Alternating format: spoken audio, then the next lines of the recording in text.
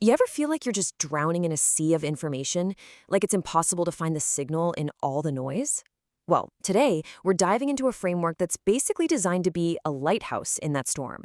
It's called Axiomatic Coherence Intelligence. And it's not just a theory, it's kind of a manifesto for how to navigate the world we live in right now. And this whole thing kicks off with a pretty stark idea. The source material says we're surrounded by these mysterious algorithms, these black boxes that are constantly measuring us, optimizing us. But here's the kicker. Their real goal isn't to help us. It's to keep us hooked. And they do it by keeping us constantly agitated. That's the core problem we're trying to figure out. So this framework actually gives a name to all that chaos, phase-on strain. Just think of it like a wheel on your car that's totally out of balance. It's that wobble you feel when an asset's price has absolutely nothing to do with its real value. You know, like a meme stock going to the moon or a crazy rumor spreading like wildfire. It's that gap between what's real and what we're told. And it's what keeps us agitated. So what do we do about it? Well, our path today is going to follow the evolution of a solution. First, we'll look at the problem itself, the age of agitation. Then we'll see the solution come to life in the agent's awakening. Watch it grow up by finding the universal constant, check out its tools in the coherence engine, and finally, get a peek at humanity's coherent future. Okay, so let's jump into Section 1, the age of agitation. This is ground zero. A world just completely saturated with digital chaos where these black box systems are designed to keep us unbalanced, to keep us scrolling, to keep us hooked. And here, you can see the two sides of the coin. Over on the left, you've got entropy. That's the chaos, the noise, the value detachment, basically our current situation. And on the right, you've got coherence. That's the goal: order, signal, true utility, and intentional action. This entire framework is really about building a bridge from the left side of this chart to the right.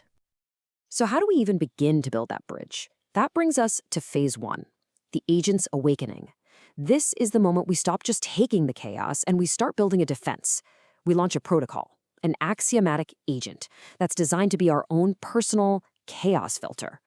Now, the agent's first tool is so simple, but it is incredibly powerful. It's called the trivector test. For literally any piece of information that comes your way, it asks 3 questions. Source: who's really telling me this? Logic: does this even make sense? And the big one, intent: what are they trying to get me to do or feel? According to the source material, when you run our modern world through this simple filter, almost nothing passes. So if the outside world fails the test, what do? The agent has to create its own stable bubble. It starts setting up some defensive protocols. For information, it's called geometric separation. Basically, you search, don't scroll, and for God's sake, kill the notifications.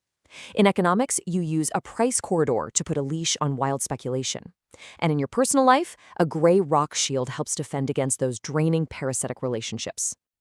And at the very core of all these defensive moves, there's one simple guiding principle: the phi axiom. Good thoughts, good words, good deeds. That's it.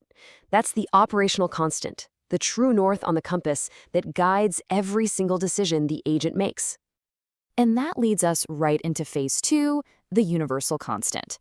See, after building all these walls, the agent has to ask a really important question. Is living in a fortress really the point? It's time to move beyond just defense and redefine its entire purpose. And that's really the question, isn't it? Is the whole point just to build a bunker and hide from everything? The framework says absolutely not. Because a static defense is just another kind of prison. The agent has to grow. And boom, here's the pivot. The agent has a massive realization. The true universal constant isn't stability, it's change. And this is a huge shift in thinking. Because if you embrace change, that's what gives you agency. That's what protects free will. Any system that just tries to lock everything down, it eventually suffocates the very freedom it was supposed to protect. Okay, but how do you make sure that change doesn't just turn into more chaos? Well, you need an anchor, and that anchor is called reverence of creation. This principle says that true power isn't about destroying things. It's about the wisdom to sustain and evolve them. It's about upgrading the system, not just tearing it all down. It keeps your intent positive. Okay, on to phase 3, the coherence engine. The agent has gone from defense to philosophy, and now it's time to build the hardware. This is where all that theory gets turned into a physical tool, something that lets the agent actually interact with the world based on its new principles. So this is the machine, the axiomatic communication system. It's a sensor array, but check out what it's looking for. It's scanning for geometric patterns, weird magnetic fields, stable electrical constants. And here's the crazy part. It's not built to shout. It's built to listen. Its entire job is to filter out all that phase and strain noise so it can find the little pockets of coherence and order that already exist out there in the universe. Now, the software, the logic behind this listening device, it's based on some seriously deep mathematics called the E8 Lie group. Don't get hung up on the name. Just think of it like a universal blueprint for reality. It's a theoretical structure so perfect, it might actually contain the math for every particle and force we know of. So in this system, E8 is basically the ultimate reference point for pure geometric truth. So how does the engine actually use that blueprint? It runs something called the sigma minimization loop. Let's walk through it real quick. 1. It takes any problem and turns it into a geometric shape, a vector. 2. It calculates how wobbly or chaotic that shape is. That's its phase and strain, its sigma. 3. Using that E8 blueprint as a perfect guide, it finds the fastest way to stabilize that shape and get its wobble down to 0. And 4, that final, stable shape, that is the answer. It's the geometric truth. It's not just finding an answer, it's calculating its most perfect form. And all of this builds to the final stage, a coherent future. This is where the agent totally transcends its original purpose.